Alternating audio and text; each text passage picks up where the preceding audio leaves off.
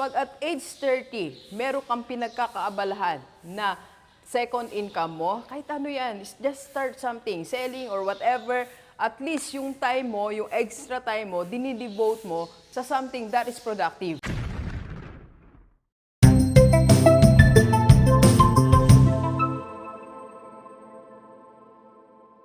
Okay, so pag-usapan naman natin mga edad 30 years old. Ano naman ang dapat meron tayo at age 30? Okay? Let's go, let's go. Pero bago yan, kape tayo. Kape po tayo.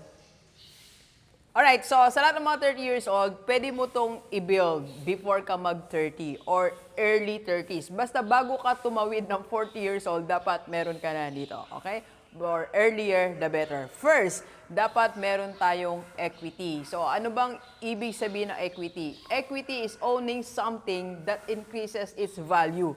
It can happen in two ways. First, sa company mo. Kung nasa private company ka, pilitin mo, sikapin mo, magkaroon ka ng share, magkaroon ka ng profit, magkaroon ka ng equity, even in one areas of your company. So, kailangan meron tayong share dyan sa company, pinagtatrabahuan mo. So, pilitin natin, sikapin mo, magpakitang gilas ka, mag-work ka ng mag-work, lagi kang may offer na solution, lagi kang available. Pilitin mo, magkaroon ka ng share dyan sa company mo, okay? You can buy equity from other companies, alright? Tandaan mo, dapat at age 30, may equity ka, okay? So, second, asset. Start with paper asset. Dalawa kasi yan, paper asset at mga real estate. So, kung hindi pa afford ang real estate, at least paper asset, kaya natin. Mutual fund investment is under paper asset, okay? So, Doc, paano? Di ko alam yan. PM mo lang ako sa personal FB ko, sa IMG Rockstar Community.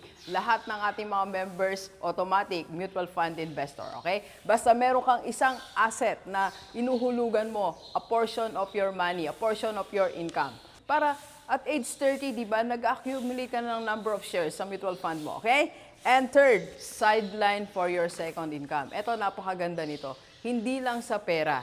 Pag at age 30, meron kang pinagkakaabalahan na second income mo, kahit ano yan, just start something, selling or whatever, at least yung time mo, yung extra time mo, dinidevote mo sa something that is productive. So, nagiging mas creative tayo. So, mas na-explore natin ano pa yung kaya natin gawin. And as a person, nag-i-improve ang personality natin. Okay? So, 30, dapat second income meron tayo. Alright?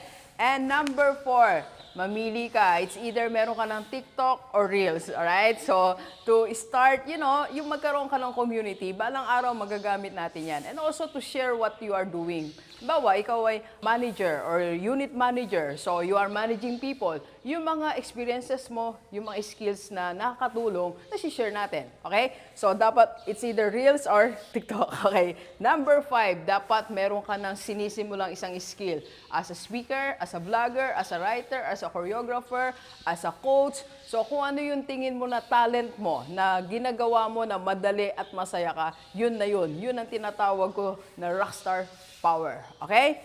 And number 6, dapat meron tayong emergency fund. Huwag nating kalimutan yan. Imagine mo kung magkasakit ka, ang family mo, ang parents mo, bigla ka na kailangan ng 100,000. Wala tayong emergency fund. So, what will happen? So, mabebenta natin, mga di dapat ibenta, di ba? May stress ka. So, maganda, naka-ready na yan. At age 30, dapat pilitin mo, magkaroon ka ng emergency fund. Okay?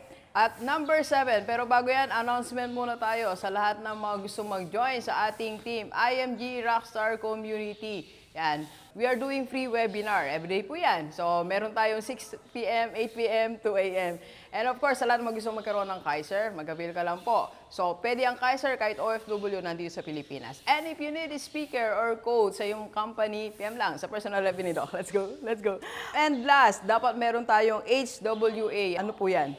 Home working area. At age 30, dapat meron kang table, meron kang chair, meron kang isang area na dun ka nag-iisip, nagsusulat, everything na gusto mong gawin, at least meron kang 1 hour just doing that. Okay? Nagbabasa, nagsusulat, nag-iisip, nag-iisip ng solution, nangangarap, dapat meron kang isang area niyan sa bahay. Okay? Huwag mong alisin yan at age 30. Diyan ka magsisimulang yumaman. Okay? Alright, maraming salamat sa lahat ng mga 30 years old. Yan, PM ka na sa personal level ko to join IMG Rockstar Community. Let's go, let's go! Kape po tayo. Kape po.